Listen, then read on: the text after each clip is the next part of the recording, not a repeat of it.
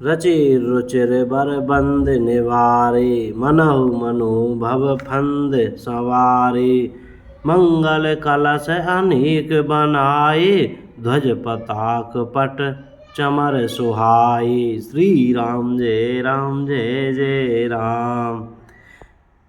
आइए श्री रामचरितमानस से आगे की ओर बढ़ते हैं। ऐसे सुंदर और उत्तम बंधनवार बनाए मानो कामदेव ने फंदे सजाए हों।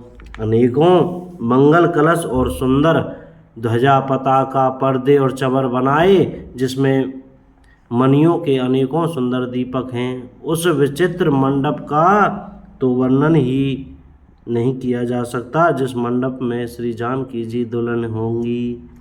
किस कवि की ऐसी बुद्धि है जो उसका वर्णन कर सके। दुल्हु राम रूप गुण सागर, जिस मंडप में रूप और गुणों के समुद्र श्री रामचंद्र जी दूल्हे होंगे। शोभितानु तिहु लोक उजागर, वे मंडप तीनों लोकों में प्रसिद्ध होना ही चाहिए। जनक जी के महल की जैसी शोभा है वैसी ही शोभा नगर के प्रत्येक घर की दिखाई देती है।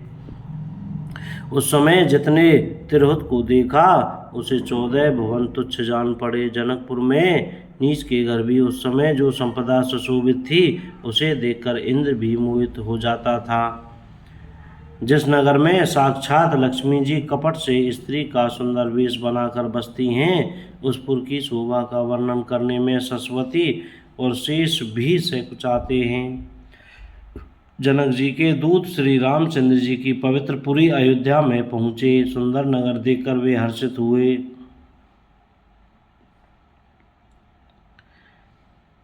राजद्वार पर जाकर उन्होंने खबर भेजी। राजा दशरथ जी ने सुनकर उन्हें बुला लिया। दूतों ने प्रणाम करके चिट्ठी दी। प्रसन्न होकर राजा ने स्वयं उठकर उसे लिया। चिट्ठी बांधते समय उनके नेत्रों में जल प्रेम और आनंद के आंसू छा गया। शरीर पुलकित हो गया और छाती भर आई। हृदय में राम और लक्ष्मण हैं, हाथ में सुंदर चिट्ठी है। राजा उसे हाथ में लिए ही रह गए, खट्टी मीठी कुछ भी नहीं कह सके। फिर धीरज धरकर उन्होंने पत्रिका पढ़ी। सारी सभा सच्ची बात सुनकर हर्षित हो गई। भरत जी अपने मित्रों और भाई शत्रुघ्न के साथ जहाँ खेलते थे वहाँ समाचार पाकर वे आ गए। बहुत प्रेम से सकुचाते हुए पूछते हैं, पिताजी चिट्ठी कहाँ से आई है।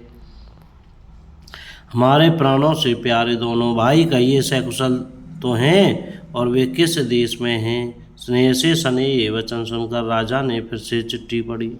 चिट्ठी सुनकर दोनों भाई पुलकित हो गए। स्नेह इतना अधिक हो गया कि वे शरीर में समाता नहीं। भरत जी का पवित्र प्रेम देखकर सारी सभा ने विशेष सुख पाया। तब राजा दूतों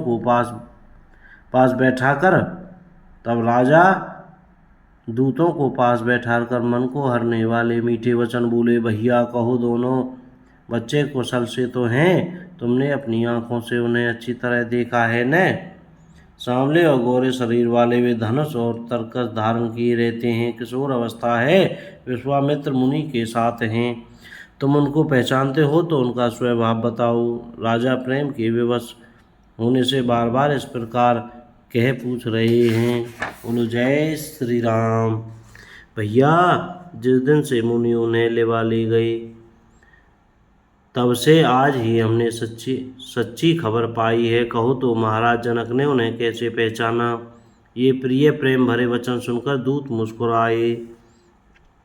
दूतों ने कहा, हे राजाओं के मुकुट मुनि सुनिए, आपके समान धन्य और कोई नहीं है जिनके राम लक्ष्मण जैसे पुत्र हैं जो दोनों विश्व के विभूषण हैं।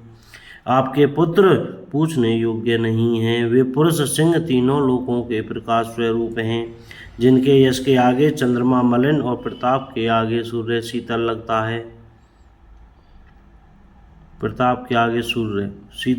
है। हे नाथ, उनके लिए आप कहते हैं उन्हें कैसे पहचाना।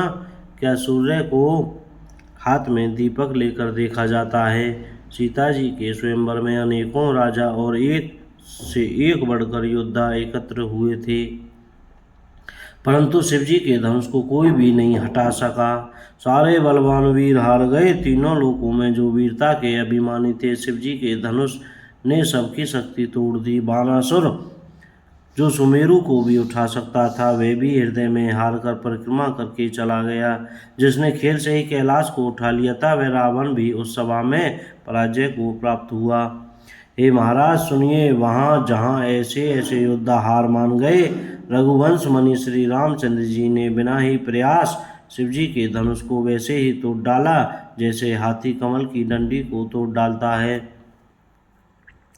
धनुष टूटने की बात सुनकर परशुराम जी क्रोध भर आए और उन्होंने बहुत प्रकार से आंखें दिखलाईं।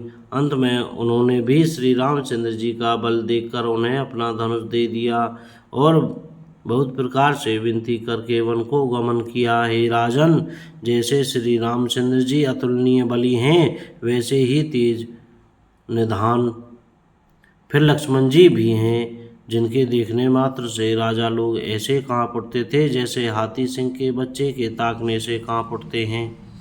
हे देव, आपके दोनों बालकों को देखने के बाद अब आंखों के नीचे कोई आता ही नहीं, हमारी दृष्टि पर कोई चढ़ता ही नहीं।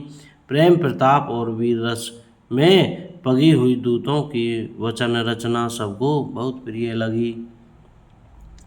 सभा सहित राजा प्रेम में मगन हो गए और दूतों को निछावर देने लगे। उन्हें निछावर देते देखकर यह नीति विरुद्ध है ऐसा कहकर दूत अपने हाथों से कान मूंदने लगे। धर्म को विचार कर उनका धर्मयुक्त बर्ताव देखकर सभी ने सुख माना। तब राजा ने उठकर वशिष्ठ जी के पास जाकर उन्हें पत्रिका दी और आदरपूर्वक दूतों को बुलाकर सारी कथा गुरुजी को सुना दी। सब समाचार सुनकर और अत्यंत सुख पाकर गुरु बोले, पुण्यात्मा पुरुष के लिए पृथ्वी सुखों से छाई हुई है जैसे नदियां समुद्र में जाती हैं। यद्यपि समुद्र को नदी की कामना नहीं होती। बोल सियावर रामचंद्र की जय। कोई गलती हो गई हो तो क्षमा करें। बोलो जय श्री सीताराम।